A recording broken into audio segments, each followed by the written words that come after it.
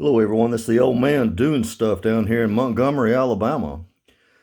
Today's a special day for me. I don't get old Aubie out very much. He's my tangerine colored leopard gecko. He's about a year and a half old. I got him from a breeder. Excuse me. He has a problem with his right eye, which is quite a bit smaller than the left eye. It's difficult to see on videos, but you'll see that bigger left eye compared to the right eye. It's a little smaller. Now, it is a healthy eye, but the breeder could not use him in his breeding stock due to the fact that he has a small eye. So you don't, normally want to breed any type of animal that, has defects, because he could pass it along. So he's a great, healthy, adult, male leopard gecko. And today I'm soaking him in some warm water because if you see right here, he's got a little bit of skin left on that tail. And they shed quite a bit as they grow, and they eat the skin, by the way. That's very interesting. He has really healthy toes. I keep him on dry substrate most of the time with a water bowl, of course. But they're basically arid type geckos, and they don't have to have a lot of water, except you do want to keep a humidity box in their enclosure with some, I use sphagnum moss, I believe is what you call it. Keep it damp, and he can go in and out of there as he needs to.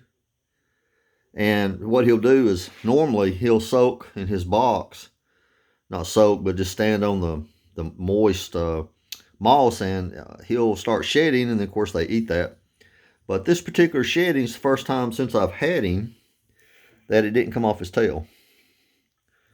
And you have to be careful with them when you're handling them. Of course, they get to trust you, and they might nip you occasionally, but it just depends on the particular one. It doesn't really hurt that bad, and they're not vicious. He's leaking a little bit. He's got some water in there. I've actually seen him drink out of his water bowl. He may do that, but he's got a really fat tail. He's very healthy. He's done really well. So I believe this soak's doing him really good because the skin is basically at a point where he don't like you touching his tail, I'll tell you that. I'll probably just soak it and let that, just let that come off. It's okay. You're all right. Water is, just at his chest level, so he's not in any danger. But you put my hand in there for a little comfort. I'm old softy. This is the only leopard gecko I have. I've had one in the past, and he's done really well. He loves dubia roaches and jumbo mealworms or small mealworms. But he really goes after the dubia roaches. That pretty much gives him everything he needs. One thing about them, you don't want to spook them too bad because they can drop that tail. That's a bad thing. They will grow back a tail, but they say it'll never look the same or be as pretty, and I would hate to mess that tail up because he's really got a lot of color. He's got some brown and whites, and he's a really good one. This is pretty much the highlight of his day, going swimming. They don't do a whole lot. They don't really want to do a whole lot. They've got it made. So, my wife likes Auburn University here in Alabama. So, he's the Auburn colors, sort of. So, we call him Aubie. Just wanted to share. Aubie's doing well, and if you like geckos and leopard geckos in particular, I guess you're still watching. He's real steady. He's not too concerned about many things, and I guess that's when you raise them well. Give him a little water on his head, see what he thinks. He's not used to that. They're solitary, pretty much. From what I've read or seen, they pretty much like being alone.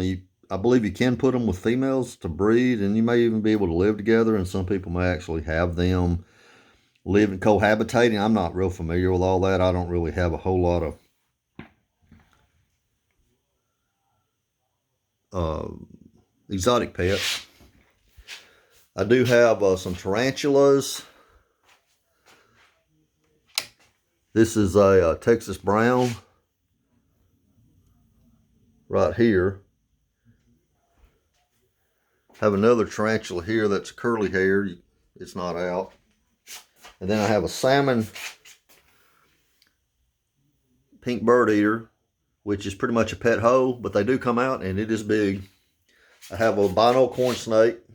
That's Pinky. Looking for something to eat. Terrible shot. Let's see if we can get over here.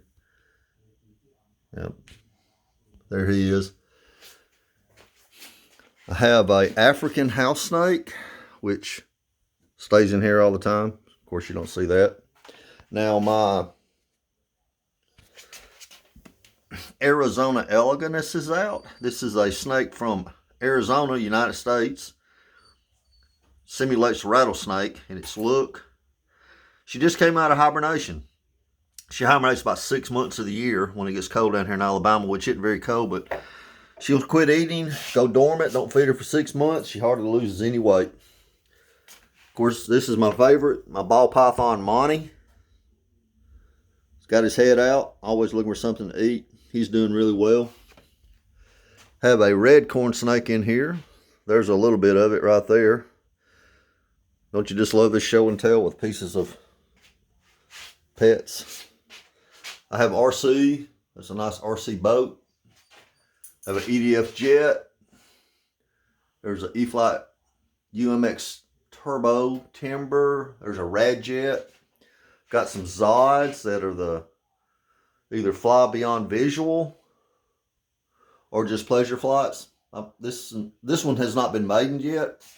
There's the little camera. How cool is that? This RC nerd heaven here.